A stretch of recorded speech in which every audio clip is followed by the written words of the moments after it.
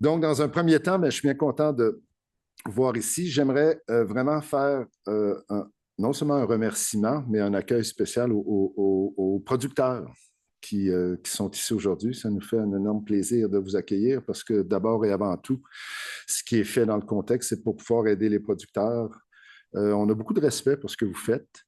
C'est un énorme défi, production en serre. On veut atteindre l'autonomie alimentaire, on veut atteindre une phytoprotection sans pesticides, ce qui est un défi énorme pour avoir œuvré dans le domaine pendant 30 ans. On voit que souvent les pesticides, ça marche très bien. Donc, quand on veut les substituer, mais ça prend un peu de recherche, un peu de développement. Et ça nous fait plaisir de pouvoir vous aider. Tout ce qui est fait, c'est vraiment dans le contexte de pouvoir aider les producteurs à avoir une meilleure gestion des problèmes séricoles qu'ils peuvent rencontrer. Évidemment, comme vous voyez, puis ça aussi, ça me fait plaisir de remercier tous les partenaires qui font partie de la chaire et qui contribuent d'une façon ou d'une autre. Je suis content aussi ce matin de savoir, comme je vous l'ai mentionné, c'est la chaire MAPAC Premier Tech, donc d'avoir des représentants de la compagnie Premier Tech, puis qui vont avoir aussi l'occasion de nous parler un peu de leurs activités qui sont faites en concertation avec ce qu'on fait. Donc, de ce côté-là aussi, c'est intéressant d'avoir un partenaire et tous les autres qui ont à cœur l'industrie séricole et le succès de nos producteurs. Donc, aujourd'hui, on a un beau programme. Je suis tellement content d'avoir pu tenir la participation de Geneviève et de Rose. Puis là, il faut que je passe mon petit message. On nous critique souvent, enfin, on nous relève souvent le fait que on ne forme pas assez de bons agronomes dans le domaine pour aider les producteurs. Mais Geneviève et Rose ont été formés chez nous et c'est l'Ontario qui est allé les recruter. Donc, petit message, hein? Quand on les forme, essayons de les garder pour qu'ils puissent contribuer à nos différentes activités. Et par contre, je les remercie bien de s'être déplacés et de venir partager avec nous l'expérience parce que c'est souvent aussi ce qu'on essaie de savoir.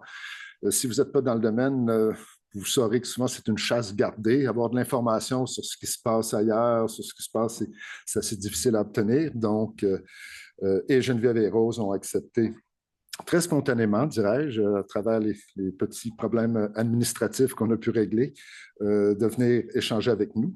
Et je vous invite vraiment fortement, parce que c'est l'occasion de voir, de poser des questions. Hein. Puis, je voudrais aussi saluer particulièrement les gens qui sont en ligne.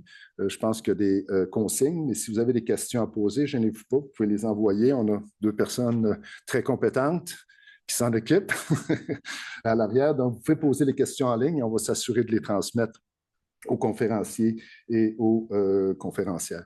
Donc, ce matin, on a 2 sessions. Ce matin, pardon. Pour les journées, on a 2 sessions. Ce matin, on va avoir les conférenciers et conférencières invités. Et cet après-midi, on va avoir l'avancée de la recherche, donc des présentations qui seront faites par les étudiants directement impliqués dans les projets de recherche.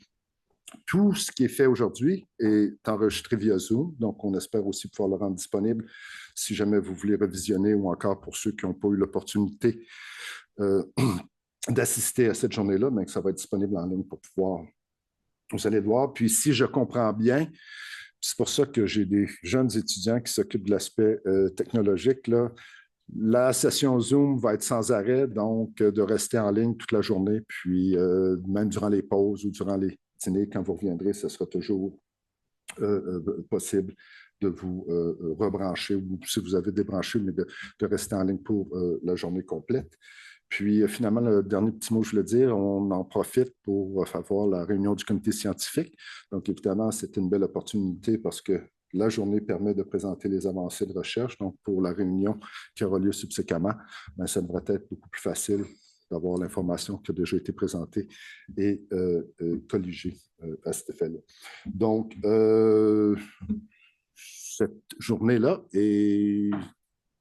En fait, l'hôte officiel de la journée, c'est l'Université Laval. Ça me fait plaisir. Et pour cette occasion, bien, M. François Richard, vice-doyen à la recherche, a gracieusement accepté de venir nous souhaiter une salutation et une bonne journée. Donc, j'aimerais inviter François à nous donner un petit mot d'invitation. Bonjour tout le monde. Bon matin. Merci Richard. François Richard, je suis en poste depuis à peu près un an. Le 1er juillet, ça va faire un an. Avant, j'occupais le même poste que Richard occupe comme directeur d'un département, mais dans un tout autre domaine. Moi, ma spécialité, c'est la reproduction animale. Donc, mon objet de recherche, ce sont les gamètes, spermatozoïdes et ovules. Vous n'êtes pas à la même place. Ce ne sera pas la thématique de ce que vous allez traiter aujourd'hui. Donc, avant toute chose, je tiendrais à prendre le temps de saluer l'équipe de recherche. Donc, ça va peut-être être un peu long, mais je pense que c'est la première chose à faire. C'est votre premier événement. Donc, je prends la peine de d'abord saluer M. Richard Bélanger, qui est titulaire, Valérie Gravel de McGill, qui est absente, mais qui est aussi titulaire. Il y a plusieurs chercheurs associés, dont Edel Pérez. Vous permettrez, je vais enlever les monsieur, madame. Ça va aller plus rondement. Donc, il y a Edel Pérez-Lopez qui est chercheur associé, Valérie Fournier de l'Université Laval, Caroline Provost du CRAM, Geneviève Labrie du CRAM, Peter Moffett de l'Université de Sherbrooke et Tagno Misuhun. Est-ce que c'est bien? Parfait, UQTR. Je me suis pratiqué. Je voulais être sûr. Je tiens à saluer Patricia aussi, Denis, qui est la coordonnatrice de la chaire. Tous les partenaires, on a Louis Simard, Martin Trépanier, Rémi Nass, Geneviève Lachance et Geneviève Hérué de Premier Tech. On a aussi André Riopel et Claudine Desroches du CRAM, Jacques Thériault et Sébastien Couture de chez Climax Conseil. Honorine Lefebvre de chez Solum. On a Émilie Lemaire de l'IQDHO. Alain Cessire et Marie-Odile Bellé de chez Plants Product, Patrice Arnois des Industries Arnois, Olivier Demers-Dubé de la zone Actec, la serre Verrier et les producteurs en serre du Québec. Mais là, ici, je ne veux pas oublier aussi tous les étudiants et étudiantes gradués de tous les cycles qui participent et qui participeront à la chaire, les stagiaires postdoctoraux et ainsi que les professionnels de recherche impliqués dans la chaire. Donc, à tout ce beau monde-là, je souhaite la bienvenue. Puis, vous êtes rassemblés aujourd'hui autour d'un point central qui est la chaire de recherche en phytopédologie séricole MAPAC Premier Tech. Vous avez un programme de recherche ambitieux et pleinement ancré dans la réalité actuelle, Richard l'a mentionné tout à l'heure, qui est la production en serre. Axée sur les maladies, les ravageurs dans les serres québécoises, la CRPS vise à former la relève scientifique tout en générant de nouvelles connaissances afin de soutenir le développement durable, lucratif de la culture en serre au Québec. Partagé dans ces trois axes de recherche, vous n'étudiez pas seulement les maladies des cultures en serre et les ravageurs, mais vous travaillez aussi à positionner la lutte intégrée ainsi que l'intelligence artificielle, des outils qui, on le croit, pourront faire une différence dans un avenir plus ou moins rapproché. Plusieurs étudiantes et étudiants gradués, stagiaires postdoctoraux, sont et seront aux premières loges pour mettre en place les designs expérimentaux, réaliser les protocoles de recherche, acquérir les résultats et analyser et proposer des conclusions. Une période dans leur vie ou dans l'expérience qu'ils vont vivre qui risque d'être déterminante. On souhaite que cette formation-là puisse être déterminante et puisqu'elle est ancrée sur la méthode scientifique, ces personnes-là, ces étudiantes et étudiants et stagiaires postdoctoraux, pourront devenir éventuellement les leaders de demain. On a des exemples que Richard a mentionné tout à l'heure, mais c'est vrai, c'est ça commence par ces expériences-là. Et pour l'industrie, ben, c'est de s'impliquer dans des contextes comme ça, c'est un gage d'assurer une relève et de pouvoir maintenir cette cadence-là, d'acquérir des connaissances et de passer par la science pour pouvoir développer des solutions plus pérennes.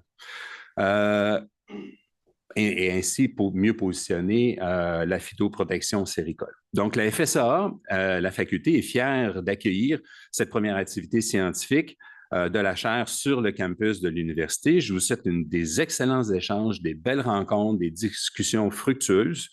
Puis, bien, sur ce, je vous souhaite une bonne journée à tous. Je voulais juste terminer ma petite allocution en remerciant et en félicitant, puis je pense qu'elle a été annoncée, Patricia Denis, qui a orchestré cette journée-là de main-d'œuvre, qui a facilité notre tâche énormément et qui s'est occupée. Puis, durant toute la journée, je suis sûr qu'elle est disponible aussi pour répondre à vos questions logistiques, pratiques. Et j'aimerais aussi remercier toute mon équipe de recherche. Il y en a trop, mais déjà à l'arrière, qui s'occupent des aspects technologiques, qui se sont occupés de l'enregistrement quand vous êtes arrivés. Donc, je suis toujours épaté de la spontanéité avec laquelle Ils acceptent toujours de contribuer lorsque je m'engage dans des activités, puis qu'on me dit « Ouais, mais c'est ça, on va faire tout le travail. » Souvent, c'est la réalité. Mais sachez que je l'apprécie du fond du cœur, puis que je vous remercie énormément. Donc, sans plus d'ajout, on va pouvoir commencer les présentations scientifiques. Donc, j'aimerais inviter Tagnon de l'UQTR qui va modérer la session ce matin et faire les premières présentations. Tagnon.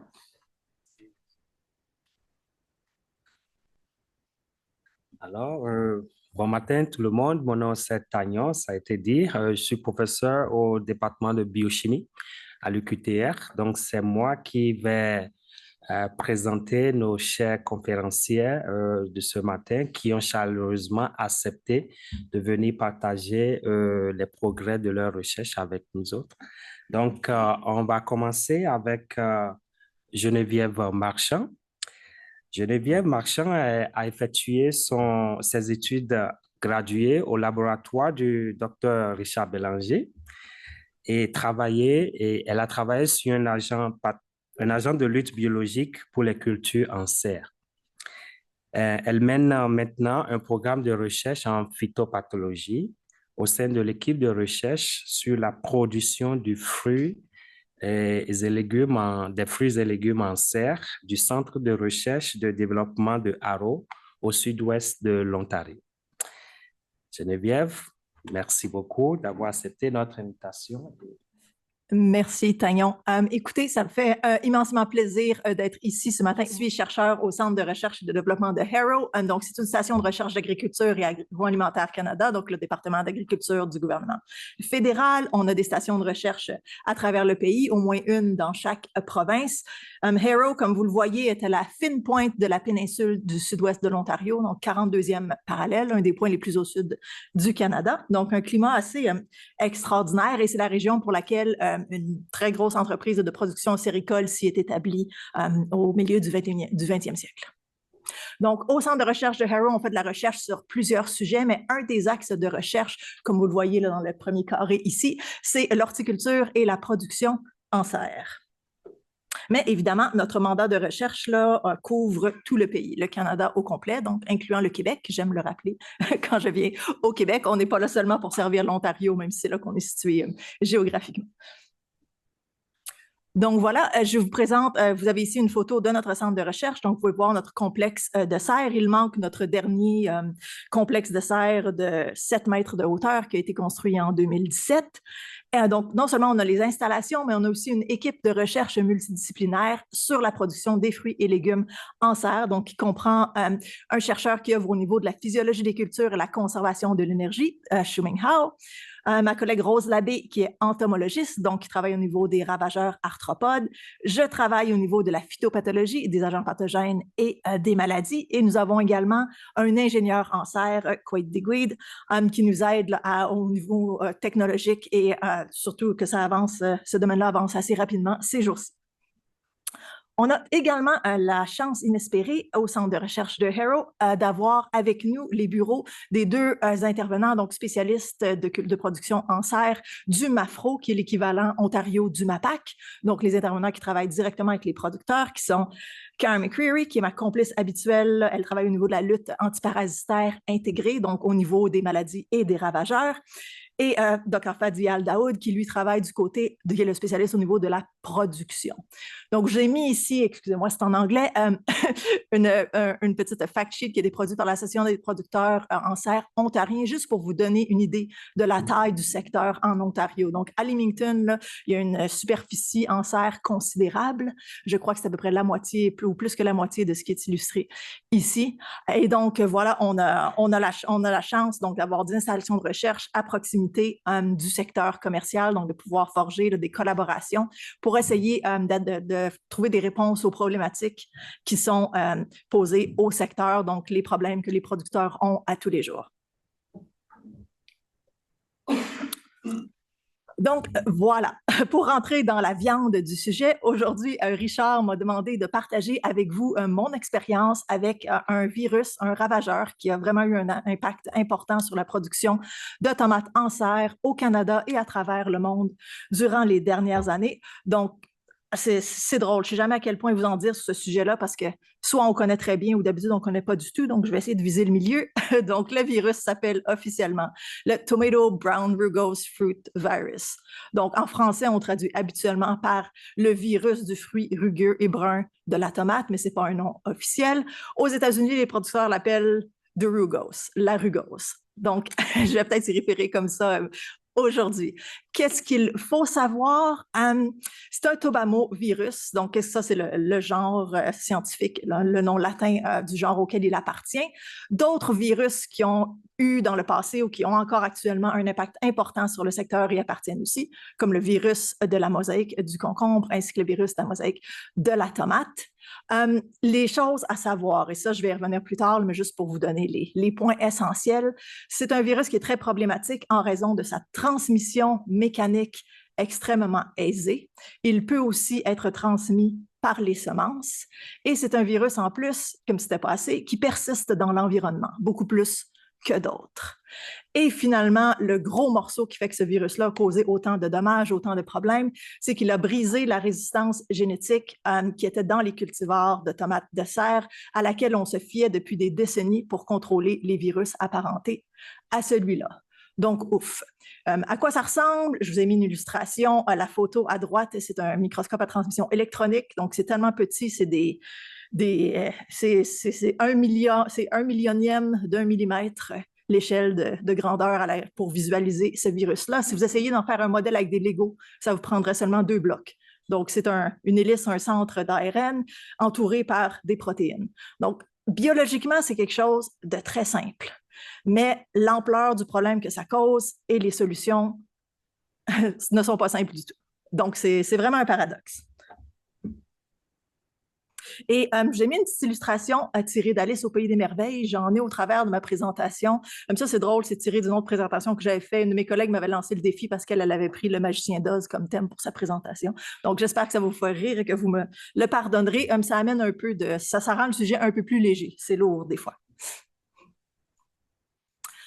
Donc, qu'est-ce que ça fait, un plant de tomate, une infection par le virus de la rugose? Donc, ça cause des symptômes au niveau du feuillage qui sont souvent visibles là, après un certain temps.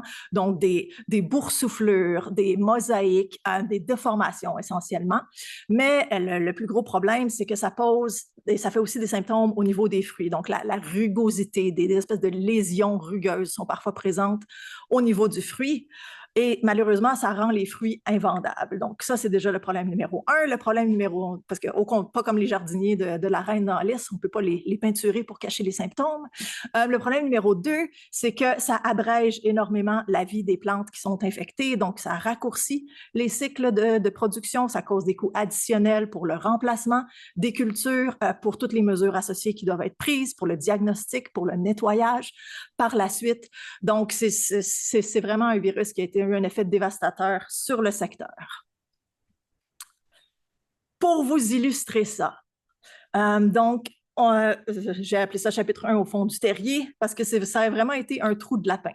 Donc, moi, j'ai commencé ma carrière au Centre de recherche et développement de Harrow en 2017, début de l'année 2017. À ce temps-là, on n'avait jamais entendu parler du virus de la rugose. Donc, les premiers rapports scientifiques là-dessus venaient juste d'être publiés. Donc, le premier rapport a été publié en 2016, documentait que ça avait été trouvé en Jordanie. Il y avait eu un cas précédent en Israël en 2014, mais le rapport n'avait été publié seulement qu'en 2017. Donc, vraiment, on n'était pas au courant, on ne savait pas que ça existait, que c'était un problème. En 2018, il y a eu un cas aux États-Unis qui a été documenté en 2019, qui aurait été éradiqué. Et c'est à ce moment-là qu'on a commencé à entendre des inquiétudes venant des producteurs, des intervenants qui nous demandaient « Qu'est-ce que c'est ça? Est-ce que je devrais être inquiet? Qu'est-ce qu'il faut qu'on fasse? » Au Canada, en 2019, les premières séquences d'isola canadien ont été déposées sur GeneBank par des chercheurs de l'Agence canadienne d'inspection des aliments. Donc, le virus, on a vu des cas apparaître chez les producteurs en Ontario en 2020 qui nous ont approchés, qui sont venus nous voir, qui nous ont dit on pense qu'on a un nouveau virus, qu'est-ce qu'on fait? À l'époque, on ne le savait pas. Il y avait à peine de littérature publiée là-dessus. Les méthodes de diagnostic n'étaient pas validées, étaient très limitées. On avait juste un article ou deux de quelqu'un qui avait réussi à amplifier ça par PCR. Donc, vraiment, ça a pris tout un travail là, de validation pour essayer de trouver des réponses pour les producteurs. Une fois que tout le monde s'est rendu compte là, que la raison que le virus se propageait à travers le monde et posait un problème, c'est qu'il avait brisé la résistance génétique dans les cultivars de tomates de serre, évidemment, les compagnies, les semenciers qui produisent les semences utilisées par les producteurs ont déployé des efforts extraordinaires pour développer des variétés résistantes, donc trouver des nouvelles sources de résistance, les introduire dans des cultivars qui avaient des caractéristiques agronomiques appropriées pour la production en serre. Et ça, c'est pas une petite commande, c'est tout un travail. Et par la suite, produire assez de semences pour rendre ces variétés-là disponibles pour les producteurs. Donc, ça a été fait, ça a été un effort herculéen. La semence de variété résistance est devenue disponible pour la première fois vers 2021-2022. Ça restait en quantité limitée parce que justement, on travaillait pour augmenter ces semences. Par la suite, en 2023, en Ontario, en tout cas, je ne sais pas au Québec, mais la superficie plantée en variétés résistantes a augmenté considérablement. Ce qui pose la question, et ce que j'essaie de vous illustrer aujourd'hui, c'est en 2024, où en sommes-nous? Donc, vous allez me dire en regardant cette échelle-là, ça fait 10 ans que le premier cas de ce virus est apparu là. On devrait avoir réglé le problème, n'est-ce pas? Malheureusement pas. Pas tout à fait, en tout cas. Donc, je vais essayer de vous faire un état de la situation aujourd'hui et de certaines avancées récentes et des choses qui sont venues à notre connaissance récemment. Donc, pour vous faire un état de la situation, cette carte-là, je l'ai tirée hier du site web de l'Association européenne de la protection des plantes. Donc voilà, 10 ans plus tard, c'est là où on en est. Le virus s'est propagé à travers le monde, donc dans la plupart des régions qui produisent des tomates en serre, mais parfois aussi en champ. Donc, c'est une situation absolument déplorable, malgré tous les efforts, toutes les mesures qui ont été prises à travers le monde. Dans l'Union européenne, c'est un virus qui est, comme on dit en anglais, régulé. Donc, il faut que les cas déclarés soient reportés aux autorités réglementaires qui vont par la suite donner des protocoles pour la décontamination et aider les producteurs à gérer les cas. Ce n'est pas le cas en Amérique du Nord, à l'heure actuelle en tout cas. Quand on parle de comment gérer les maladies en serre de façon très théorique, ça c'est tiré du guide de production ontarien parce que c'était ma référence, ce n'est pas toutes les mesures qui sont appropriées pour toutes les cultures ou toutes les classes d'agents pathogènes. Les virus, comme j'ai expliqué, biologiquement, surtout le virus de la rugose, c'est quelque chose de très particulier et de très simple. Donc, ce n'est pas toutes les approches qu'on utilise habituellement, ce n'est pas tous les outils dans la boîte à outils qui vont être appropriés pour gérer les virus ou le virus de la rugose en particulier. Donc, entre autres, des approches comme l'évitement, qui peut fonctionner pour certaines cultures en champ, par exemple, si on plante plus tôt ou plus tard que la maladie apparaît dans l'environnement, et la thérapie, qui est par exemple l'emploi des fameux pesticides curatifs qui peuvent aider les plantes à se remettre d'une infection par un agent pathogène. Ça ne fonctionne pas vraiment dans le cas des virus en serre en général. Donc, à oublier. Et dans le cas particulier du virus de la rugose, la résistance génétique avait été brisée, donc c'est une autre approche qu'il fallait barrer. Et l'approche de la protection, qui est celle de la vaccination des plantes, n'est pas encore disponible à l'heure actuelle, ne l'était certainement pas au début de la pandémie de la rugose. Donc, je vais discuter brièvement quand même des 4 approches qui peuvent s'appliquer et de ce qu'on a appris. Donc, la première approche, c'est ce qu'on appelle l'exclusion. Donc, essentiellement, c'est comme si on pouvait mettre une cloche par-dessus une serre et empêcher le virus d'y entrer. Donc, c'est sûr qu'il faut que tous les étrants de culture soient exempts du virus. Ça, j'en parlerai pas, ça va sans dire. Mais comment appliquer ça également aux êtres humains? Donc, aux êtres humains qui travaillent, les travailleurs à l'entreprise et aux visiteurs. Et là, on ne parle pas juste des groupes de visiteurs, mais il faut penser à tous les fournisseurs de services qui visitent les producteurs séricoles et se promènent d'une serre à l'autre, comment gérer le risque associé à ça. Donc, encore là, je n'entrerai pas en détail, mais c'est juste pour vous donner une idée du genre de mesures. Ça, on savait déjà comment faire ça. Ça avait été appliqué dans le contexte du chancre bactérien, de d'autres virus problématiques pour le secteur. Donc, ça, c'était quand même quelque chose de relativement connu, mais je vous dirais qu'au début de la pandémie de la rugose, là, justement, il y a beaucoup de producteurs qui ont remis en place ces mesures-là, qui peut-être étaient un peu érodées là, quand on ne faisait pas face nécessairement à des gros problèmes d'agents pathogènes. Ce qui est nouveau, et je vais vous montrer juste un petit résultat bref d'une étude, et ça, c'est moi qui ai mis la mauvaise date, je m'excuse, ça a été fait en 2021 en Ontario. On a fait, mes collègues du ministère provincial ont fait une étude chez un producteur qui avait eu là, un gros cas de rugose et qui avait fait un bon nettoyage par la suite, juste pour montrer, illustrer. Donc, ils ont fait des frottis, donc sur différentes surfaces au travers de la serre, donc autant du côté de la production, les surfaces de la serre elle-même, qu'à l'extérieur de la zone de production. Et là, on parle des surfaces comme le bureau du producteur, les tables où les travailleurs prenaient leur pause, des éviers où ils se lavaient les mains, des fontaines d'eau pour s'abreuver pour les travailleurs, des casiers où ils rangeaient leurs uniformes de travail. Et qu'est-ce qu'on a trouvé? Et ça, c'était en 2021, là, donc c'est quand même assez tôt dans l'épidémie de la rugose. C'est qu'évidemment, le virus était présent dans les zones de production, évidemment, on s'y attendait, mais aussi et sur l'équipement qui était utilisé là, en serre, comme les cartes qui sont les chariots qui sont utilisés dans la culture, les instruments utilisés par les travailleurs comme les sécateurs, l'équipement comme les forklifts, les choses qui lèvent les palettes, mais aussi à l'extérieur. Donc, sur les portes du bureau, sur la porte d'entrée, la porte de la packing house, l'entreprise, la section de l'entreprise où on met les fruits on les prend pour la vente commerciale, sur la souris du producteur, sur les robinets de l'évier et également, et ça c'est celui en bas à droite, là, sur la rampe de l'escalier qui menait à l'endroit où vivaient les travailleurs de cette entreprise-là.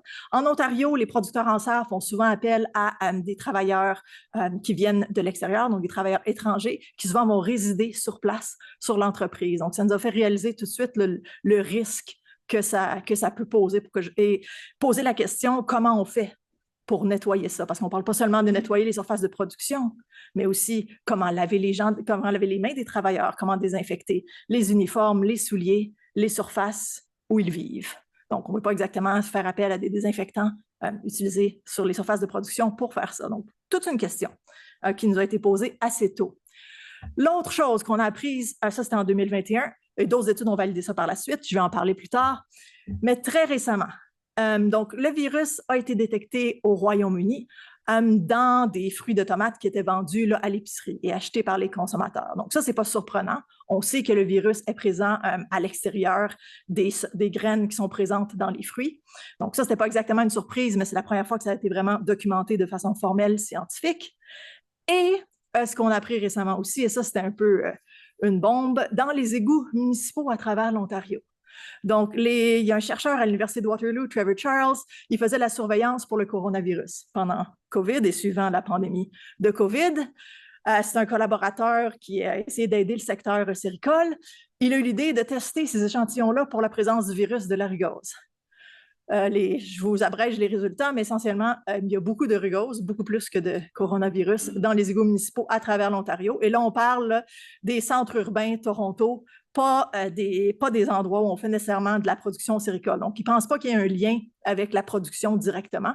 Ils pensent que c'est dû parce que, justement, comme a été démontré dans l'étude au Royaume-Uni, les consommateurs achètent des tomates qui contiennent le virus, on les consomme, et là, je ne veux pas être trop graphique, mais bon, ça passe à travers notre système, et comme le coronavirus, ça demeure détectable dans les affluents d'égouts. Qu'est-ce que ça veut dire côté risque? On ne le sait pas exactement encore, mais on soupçonne que c'est possible que le virus reste infectieux. Mais le chercheur, le docteur Salem, qui a publié le premier rapport jamais été publié sur le virus de la rugose, elle a présenté ces résultats-là à la conférence, la Canadian Greenhouse Conference en Ontario en octobre l'année dernière. Elle a fait manger à des chèvres des résidus de culture de tomates infectés par le virus. Et elle a prouvé que le virus demeurait infectieux une fois qu'il était passé à travers du système digestif d'une chèvre. Une chèvre, c'est un ruminant. Les êtres humains sont des monogastriques. Donc, moi, je soupçonnerais personnellement que si ça passe au travers d'un système d'une chèvre et que ça demeure infectieux, c'est possible que ça passe aussi à travers de notre système et que ça reste infectieux. Donc, c'est juste pour illustrer un risque de plus à considérer, que non seulement les êtres humains pourraient introduire le virus dans une culture juste par contact, transmission mécanique, mais que c'est possible aussi qu'on soit littéralement des vecteurs vivants du virus nous-mêmes. Donc, l'importance de la désinfection et de l'hygiène à ce niveau-là. D'accord. Donc, si vous vous rappelez bien, dans ma troisième diapositive, j'ai mentionné qu'une des raisons pour laquelle le virus de la rugose s'est avéré aussi problématique à l'échelle mondiale, c'est qu'il a brisé la résistance génétique sur laquelle on se fiait depuis longtemps dans les cultivars de tomates commerciales. Donc, c'est la raison qui fait que c'est un monstre ou un problème aussi considérable. Donc, pour en discuter de ça, parce que c'est important le côté contexte, ce qu'il faut savoir, c'est que l'allèle-là qui était dans ces variétés de tomates-là que le virus de la rugose aurait brisé, TM22, c'est un allèle de résistance exceptionnelle, dans le sens qu'il fournissait une résistance totale, ou ce qu'on appelle presque une immunité, à des tobamovirus affectant la tomate. Donc, ça, c'est un cas un peu exceptionnel. Je vais en parler dans la prochaine diapo. Et l'autre chose qui est exceptionnelle, c'est que cette résistance a été aussi durable. Donc, presque 40 ans. Je pense qu'on a commencé vers la fin des années 80, dans le contexte là, de la pandémie avec le Tomato Mosaic Virus, à se fier sur cette résistance-là. Donc, ce n'est pas le cas habituel qu'on voit tous les jours là, quand on parle de résistance génétique des plantes hôtes aux agents pathogènes. Habituellement, quand on fait la sélection des cultures pour justement des gènes ou des allèles de résistance, ce qu'on voit, c'est des cycles plus ou moins rapides en dents de scie, dans le sens qu'on découvre des gènes de résistance, on les introduit dans des cultivars et par la suite, les populations d'agents pathogènes surmontent cette résistance-là. Donc, il faut recommencer, trouver des nouveaux gènes, les introduire, et le cycle recommence. Donc, ça prend du temps. C'est un effort à long terme, surtout quand on veut des cultivars avec des caractéristiques agronomiques aussi précises que les cultivars utilisés actuellement pour la production moderne de tomates en serre. Donc, c'est un effort à très long terme. Donc, le gène TM22, c'était une bête mythique. Est-ce que c'est une espèce éteinte comme le dodo? Est-ce qu'on ne va jamais en trouver un qui était aussi efficace et aussi durable? On ne le sait pas, mais je crois qu'il faut gérer nos attentes à ce niveau-là parce que pour atteindre un niveau de résistance aussi élevé que ça fournissait, probablement qu'il va falloir faire appel à plusieurs gènes en combinaison. Et ça, c'est un effort encore à plus long terme pour les compagnies qui produisent les semences de tomates.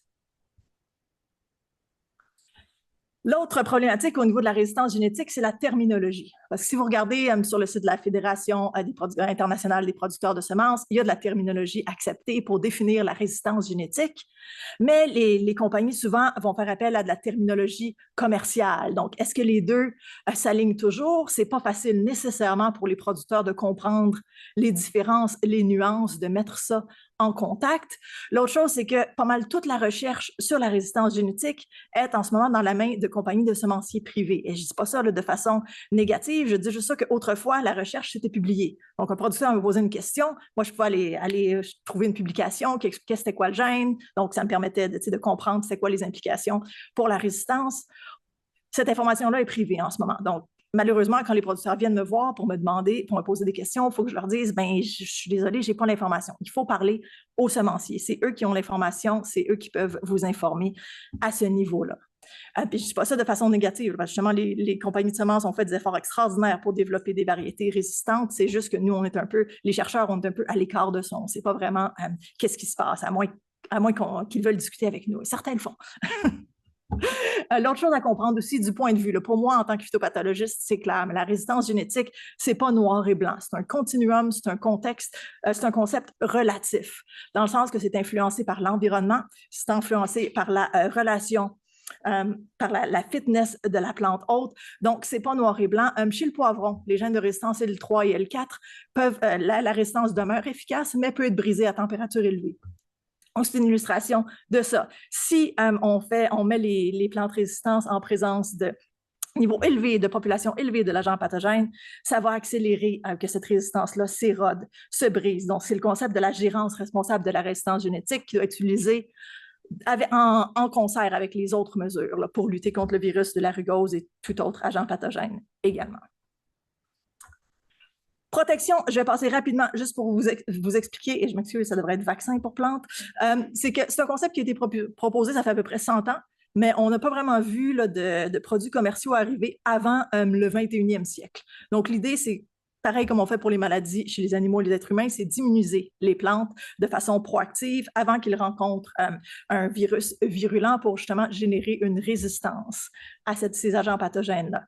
Donc, il y a des produits commerciaux qui sont homologués au Canada. Ils sont homologués en tant que pesticides, donc par l'ARLA. Il y en a 3 qui sont disponibles actuellement et il y a beaucoup d'efforts en cours actuellement au niveau de la recherche pour développer des vaccins contre la rugose, mais ce n'est pas encore disponible commercialement actuellement. Ça se peut qu'un jour, ce soit un autre outil auquel on pourrait faire appel. Dernière étape, vous êtes un producteur de tomates, vous avez une culture qui est infectée par le virus de la rugose. Qu'est-ce qu'il faut faire? Il faut s'en débarrasser, il faut l'éradiquer. Donc, habituellement, on recommande 3 étapes pour le nettoyage d'une serre. Donc, d'enlever la culture, de nettoyer avec un détergent, faire appel ensuite à un désinfectant. Donc, au début, les tobamovirus, comme je l'ai mentionné, ce sont des virus particulièrement, en anglais on dit stubborn, obstinés, qui persistent dans l'environnement, qui sont difficiles à nettoyer.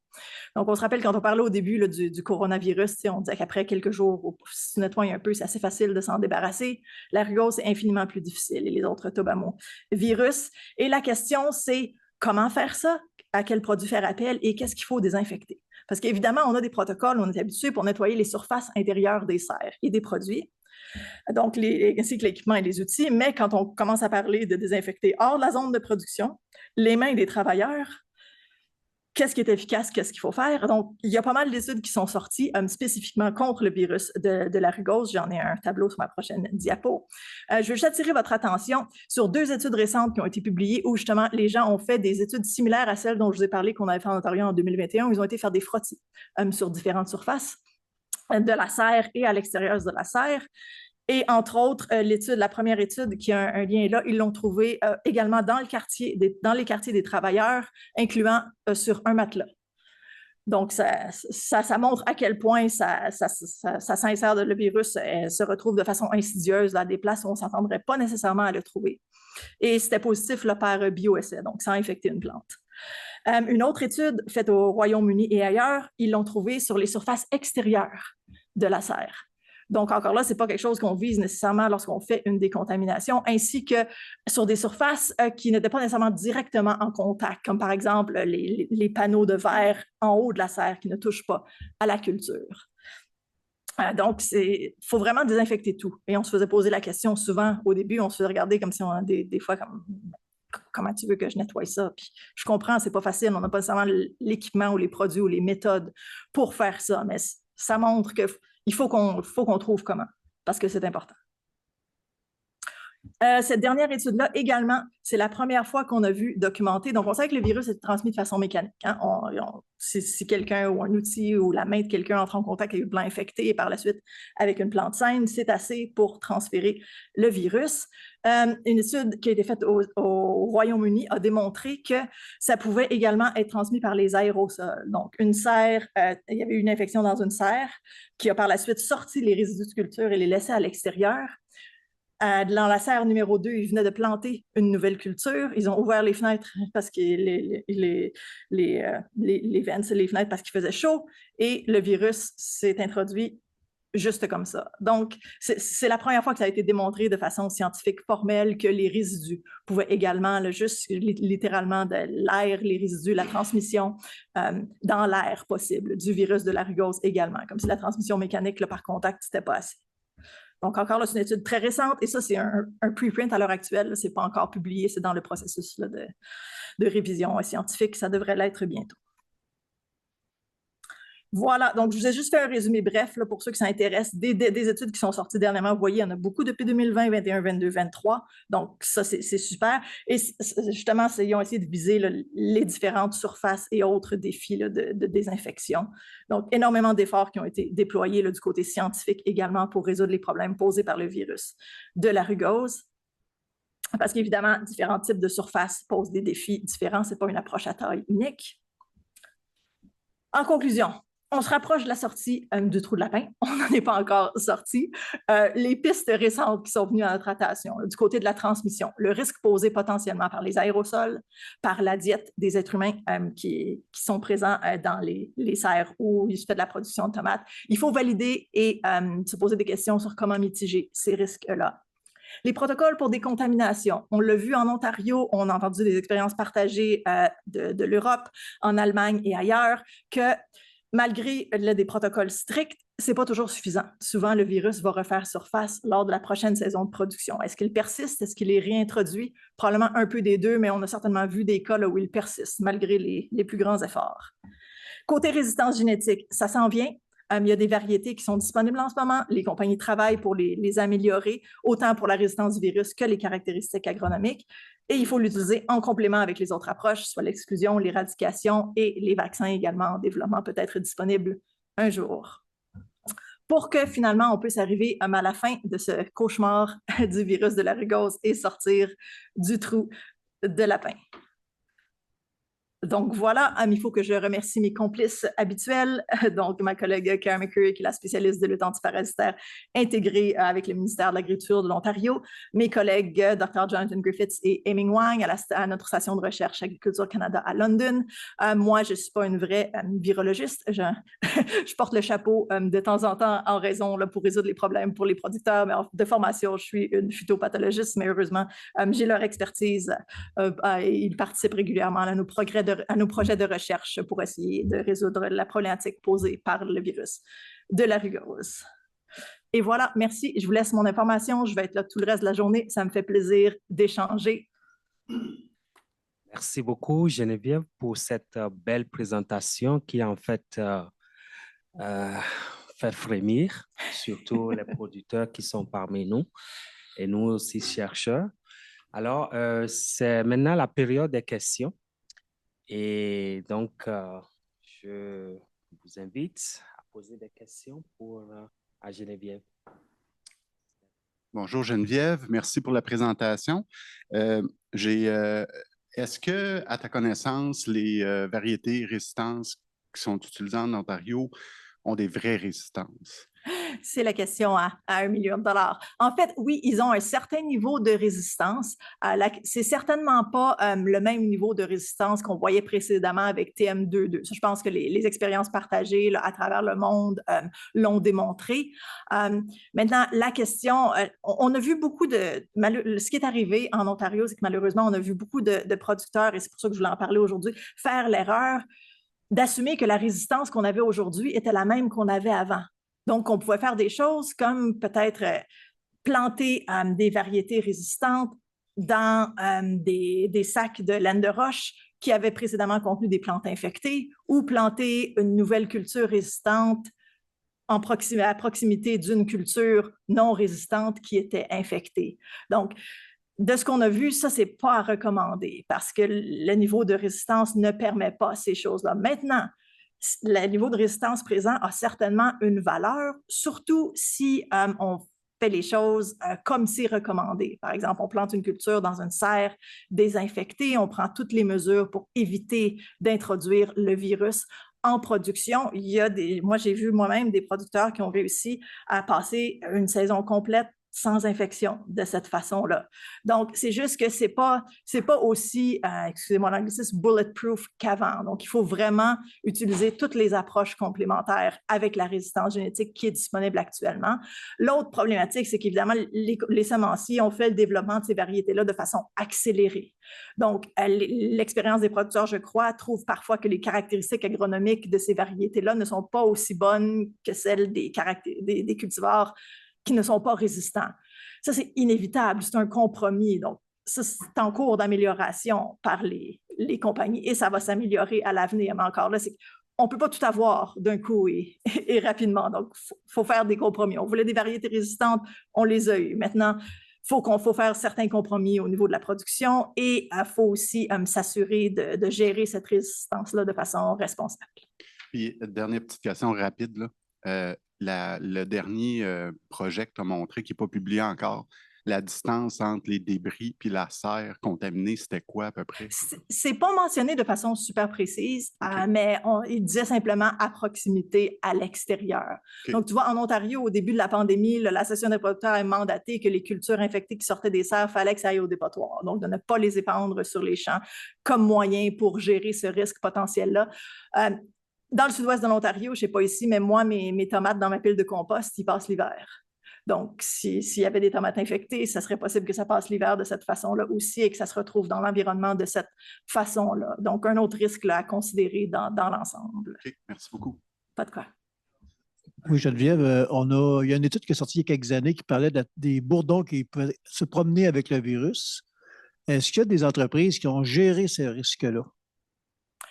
Oui, en fait, cette étude-là, quand elle était sortie, ça avait fait beaucoup, là, justement, suscité beaucoup d'inquiétude. En fait, ce qu'il faut se rappeler, c'est que qu'est-ce qu'ils ont fait dans l'étude? C'est qu'ils ont pris une ruche de bourdon dans une serre infectée et ils l'ont transférée dans une serre avec une culture propre pour démontrer que les bourdons avaient le potentiel, justement, d'infecter une nouvelle culture. Donc, ça, c'est pas quelque chose qu'on ferait en production commerciale de tous les jours. Là. On ne bouge pas les ruches de bourdon, c'est pas à recommander.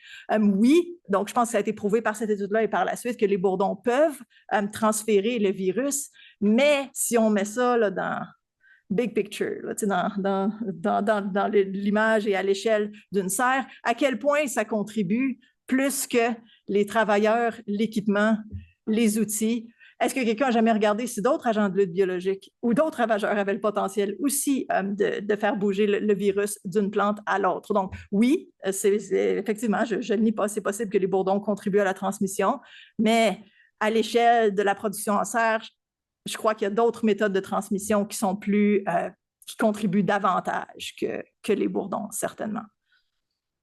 Oui, alors on a une question en ligne. Quelles sont les meilleures expériences ailleurs dans le monde contre la rugueuse? Est-ce que des producteurs ont réussi à revenir à une production normale? Ouf, bonne question. Écoutez, regardez, je ne suis pas au courant de ce qui se passe à l'échelle mondiale. Moi, ce que je vous dirais, moi, ce qui me frappe et me désole particulièrement, par exemple, c'est qu'en l'Union européenne, où le virus est régulé, où justement les producteurs sont encadrés pour la gestion quand il y a une infection, malgré ça, il y a encore des infections récurrentes, le virus se propage et se promène encore. Donc, oui, certains ont eu des expériences positives, vraiment en mettant les moyens en place pour justement éradiquer et partir propre et garder une culture propre. Mais je crois qu'il reste encore beaucoup donc c'est possible, mais je crois qu'il reste encore beaucoup de chemin à faire pour que ça devienne une expérience plus commune. Et l'autre chose aussi, c'est que plus on va avoir de succès avec ça, moins il va y avoir de virus qui circulent, mieux ça va aller. Comprenez-vous? Il faut qu'on passe faut qu'on passe la bosse. Et puis, ça devrait aller mieux après ça. Avec le niveau de résistance génétique dans les variétés qui augmente, avec plus de variétés résistantes de façon génétique qui sont plantées, ça devrait aider aussi. Donc, on espère qu'on approche du sommet de la bosse et que ça va aller mieux bientôt. Oui, j'ai une petite question rapide. Est-ce qu'on a déjà retrouvé ce virus-là chez d'autres solanaceae? Oui, donc si tu regardes, il y a beaucoup d'études qui ont regardé justement le potentiel que des mauvaises herbes ou d'autres cultures soient un autre potentiel. L'aubergine, il s'en cultive un peu en serre en Ontario. À date, ça ne semble pas vraiment être un autre. Là, c'est un peu détectable après que tu l'inocules, mais c'est probablement juste l'inoculum qui a été appliqué à ces plantes-là. Ça ne semble pas s'en aller de façon systémique. Les poivrons sont un autre potentiel. Et ça causait beaucoup d'inquiétude au début. Moi, je n'ai pas eu connaissance en Ontario, en tout cas, d'une culture de poivrons en serre qui a été infectée. Il semble que la résistance conférée par les allèles L3 et L4 semble encore tenir le coup. Ça pourrait arriver un jour. Ça a été démontré là, ailleurs dans le monde. En tout cas, pour l'instant, ça semble aller du côté du poivron. Touchons du bois. Puis, parce qu'on a vu que ça peut infecter autant en serre qu'en champ. Donc, je pense peut-être à la pomme de terre, quelque chose comme ça qui pourrait être un autre quand même très présent en champ. Absolument. Puis tu vois, dans le sud-ouest de l'Ontario, il se fait beaucoup de production de tomates de transformation là, pour mettre en conserve et faire du ketchup et d'autres produits. Donc, c'était une grosse inquiétude. En fait, ce qu'il faut se rappeler, c'est que ce qui fait que la rugose est aussi dommageable dans une culture de tomates en serre, c'est que ces cultures-là sont manipulées aussi souvent. Donc, on les effeuille, on les récolte, on se promène au travers des rangées. Là, régulièrement, les travailleurs touchent à tous les plants. C'est comme ça que le virus se transmet aussi rapidement. Les tomates en champ, au contraire, vont être plantées, vont peut-être être arrosées avec des pesticides ou autre chose 1 ou 2 fois pendant la saison, mais il n'y a pas cette manipulation intensive qui aide le virus à s'y disséminer. Donc, ailleurs dans le monde, par exemple, il y a des études qui montrent qu'au Mexique, le virus est présent dans la tomate et le poivron au champ, mais à ce que je sache, on n'a pas vraiment vu ça à date au Canada. Donc, encore là, touchons du bois. Ici, est-ce qu'on connaît l'impact du jardinage domicile, dans le fond, tous les gens les tomates, c'est comme une des cultures qu'on fait le plus pousser sur nos balcons, tout ça. Puis, est-ce qu'on peut s'attendre à une diminution des variétés, mettons, ancestrales qui vont être vendues pour que ça devienne plus des variétés résistantes, même pour les jardiniers à la maison? C'est une très bonne question. Regarde, à ce que je sache, il n'y a pas de cultivar de tomates là, pour les jardins là, disponibles qui sont résistants. Donc, oui, absolument, le potentiel que le virus soit présent et transmis dans ces semences-là aussi.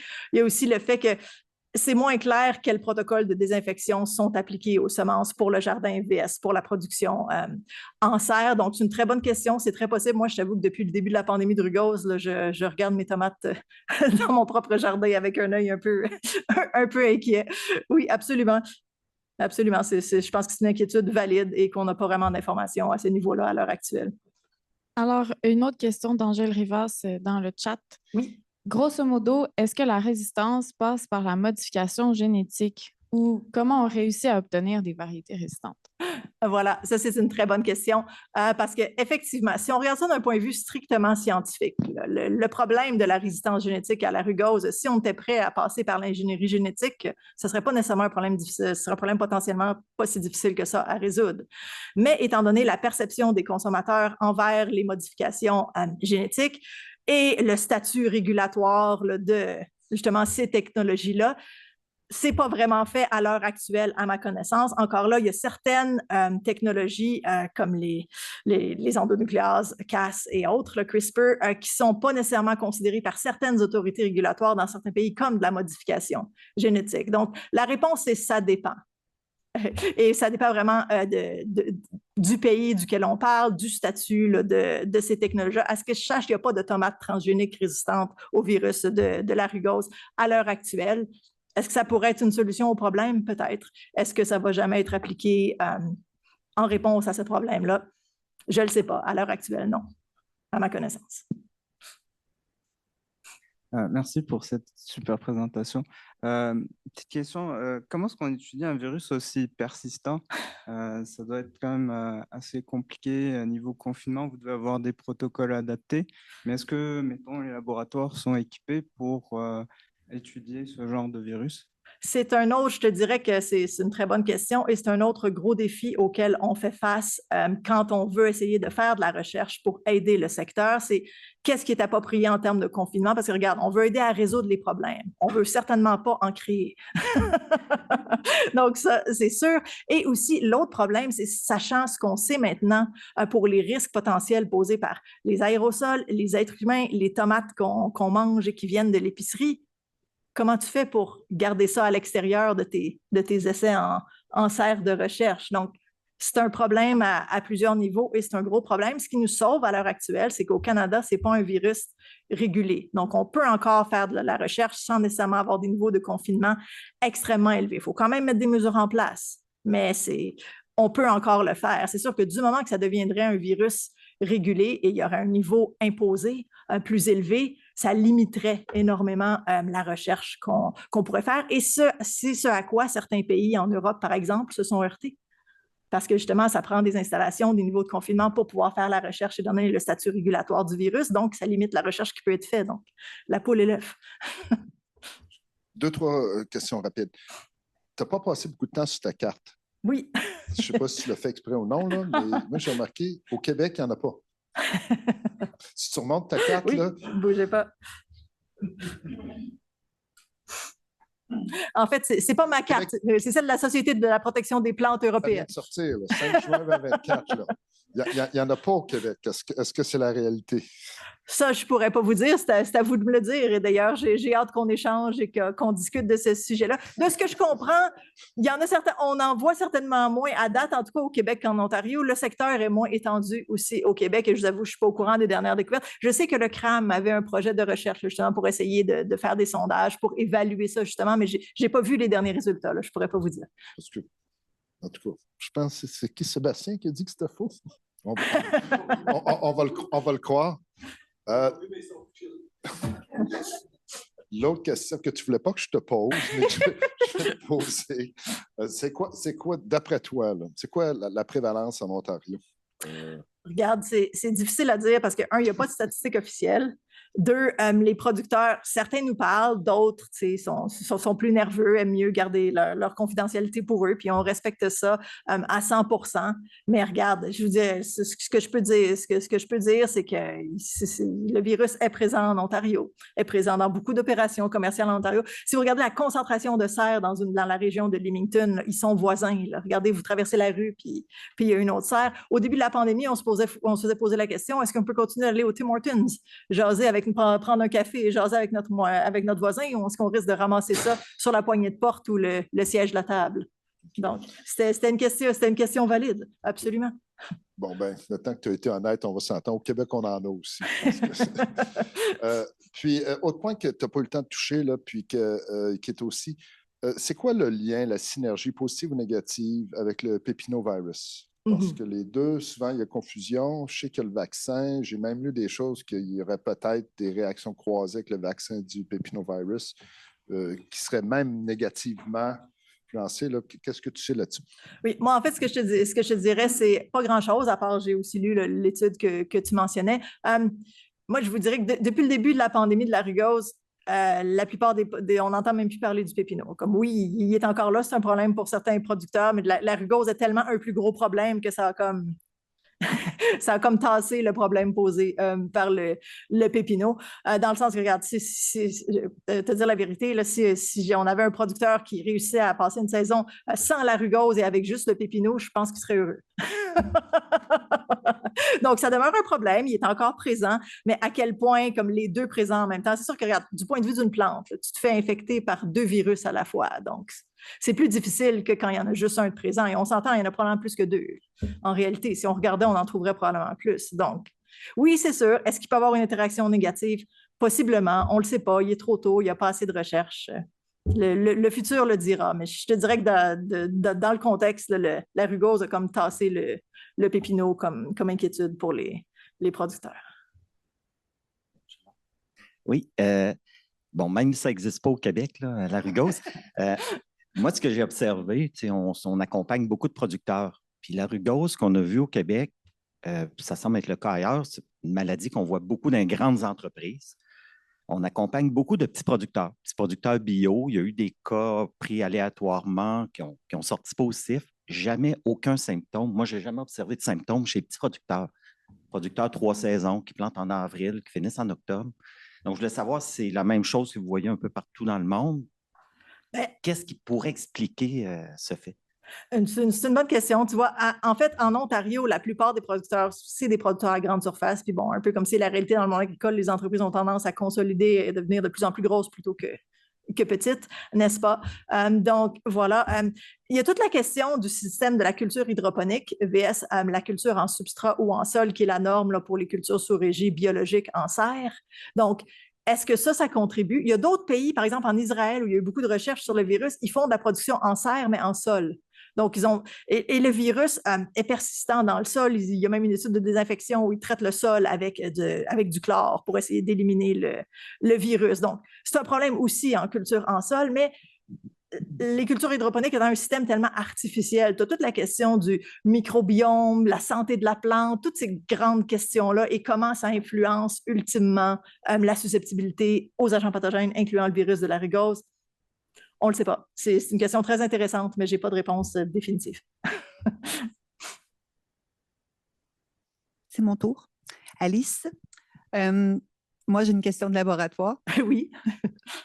Par exemple, quel serait un test rapide pour déterminer des variétés de tomates qui seraient résistantes là, à la base? Est-ce qu'il y a des petits tests rapides au niveau foliaire qu'on peut faire? Certainement. En fait, tu vois, au niveau des tests, là, comme il y a 2 grandes méthodologies de tests. Tu peux faire les tests moléculaires par PCR, RT-PCR et tout ça, mais il y a aussi tous les tests là, immunologiques. Donc, les essais ELISA ou les lateral flow assay. Tu peux acheter des petites bandelettes de tests rapides qui viennent avec des petits sacs dans lesquels tu déposes un petit morceau de feuille. Là, tu macères avec tes mains, tu mets ta petite bandelette dedans, un peu comme un test là, à la maison pour COVID. Et ça, c'est disponible commercialement. Ça peut peut être utilisé par les producteurs, par les laboratoires. C'est facile à faire, ça ne prend pas d'équipement ou de connaissances avancées et c'est disponible commercialement là, via c'est la compagnie qui les manufacture aux États-Unis, c'est Agdia et ANL à Londres, en Ontario, peut les avoir, ces Donc, tests-là. si je cherche, par exemple, des gènes, je vais commencer par trouver des variétés, puis là, après ça, je vais faire mes séquençages. Puis la poutine, oui. La poutine, quoi. OK. Mais ça, c'est le test le plus facile. C'est un test immunologique, donc il n'est pas aussi sensible que les tests moléculaires, mais quand tu as besoin d'une réponse rapide et simple, c'est un outil. Les tests moléculaires, parfois, ça détecte. Hein? C'est un peu ça la difficulté qu'on avait. C'est que les tests moléculaires, ça teste pour le matériel génétique du virus. Comment on corrèle ça avec, ça veut dire qu'on a du virus intact et assez pour que ça soit infectieux. Donc, on a une idée maintenant là, du niveau là, des CT vs le niveau de virus que ça prend pour infecter une plante, mais c'est tout récent. Encore là, c'est un développement récent et ça a pris des années de travail. Ma dernière question. Supposons que je me fais... que j'attrape le virus dans mes affaires, puis mes graines, mon matériel à la base n'était pas contaminé. Il rentre comment dans la plante? Je veux dire, c'est pas avec les manipulations uniquement? En fait, c'est ça.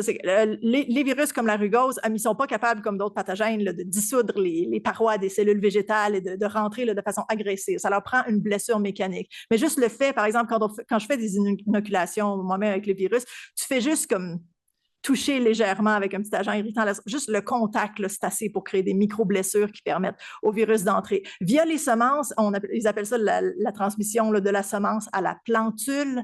Le virus est présent sur l'enveloppe de la semence. Donc, le taux de transmission à la plantule est relativement faible. C'est à peu près de l'ordre de 1 à 2 % de ce qu'on sait. Mais le problème, c'est que si tu imagines 1 à 2 %, mettons que tu plantes un lot de semences infectées à 100 %, 1 à 2 % de ça, les plantules vont se retrouver infectées. C'est qu'il y a tellement de plantes de tomates à l'acre ou à l'hectare dans une serre que même si c'est juste une plante par-ci, par-là, le virus va se propager au travers dans l'espace de quelques semaines à quelques mois. Donc, c'est ça le problème. C'est que la transmission semence à plantule, le taux est bas. Ça, on le sait, ça a été validé par plusieurs études. Mais par la suite, du moment qu'il est introduit, il se propage tellement rapidement. Et c'est pour ça qu'il est aussi dommageable dans la production en serre à cause de la transmission mécanique. Merci. Pas de quoi? Une petite question qui m'intrigue. Tu as parlé de vaccin. C'est quoi le mécanisme dans la plante d'un vaccin qui est spécifique à un virus? Comment ça marche? Oui, en fait, très bonne question, Martin. Et d'ailleurs, je pourrais te l'envoyer, j'ai fait une présentation là-dessus à la conférence en serre à Niagara il y a 2 ans. Donc, évidemment, on parle d'induire de la résistance croisée. Les plantes, évidemment, ont un système immunitaire extrêmement différent du nôtre. Chez la plante, c'est une immunité qui fonctionne cellule par cellule. Donc, chaque cellule doit activer sa résistance. Regarde, il y a même des modifications épigénétiques qui se font en résultat à ça. Donc, dans certains cas, ça peut même se transmettre au travers des générations de plantes. Donc, c'est extraordinaire, puis c'est super le fun de lire là-dessus, mais ça dépasse beaucoup le contexte de la discussion d'aujourd'hui. Mais oui, les plantes ont aussi un système, là, justement, immunitaire qui est très différent du nôtre, mais qui peut être efficace et qui peut être activé, justement, auquel on peut faire affaire pour essayer de gérer différents agents pathogènes. Et on fait ça pour les virus parce que, comme je présentais, là, il y a tellement peu d'approches qui fonctionnent pour les virus, qui sont appropriées pour gérer les virus, que donc, c'est vraiment pour ces agents pathogènes-là qu'on fait appel à des approches un peu plus, on dirait, 21e siècle ou science-fiction ou tirées par les cheveux, comme la vaccination des plantes. Ça existe, ça fonctionne. Mais souvent, les gens n'y croient pas au début quand on parle de ça. Et je comprends, ça sonne comme un roman de science-fiction. Merci pour la bonne présentation. Et juste pour illustrer comment c'est difficile de faire la recherche sur le rugose, à Vineland, on a un programme d'amélioration de la tomate. Et on a eu la rugose et on a été capable de l'éliminer avec beaucoup de travail.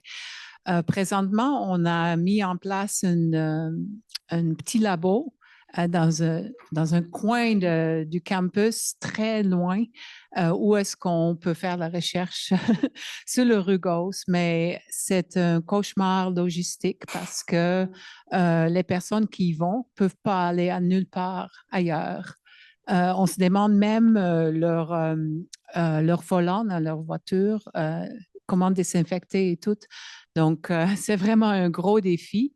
mais on espère, on va savoir dans quelques mois si nos mesures de sécurité marchent. Oui, j'ai pas de bois ici, mais c'est ça. Donc, la recherche est vraiment handicapée par la grande transmissibilité, c'est le mot? Ouais. Du virus. Non, mais merci, Rose. Et on vit la même chose. Pensez-y au CRD de Haro. Là. Moi, j'ai mes essais en serre et à côté, là, de l'autre bord de l'allée, j'ai mon collègue physiologiste qui essaie de faire pousser des cultures propres et les pousser au maximum pour le rendement.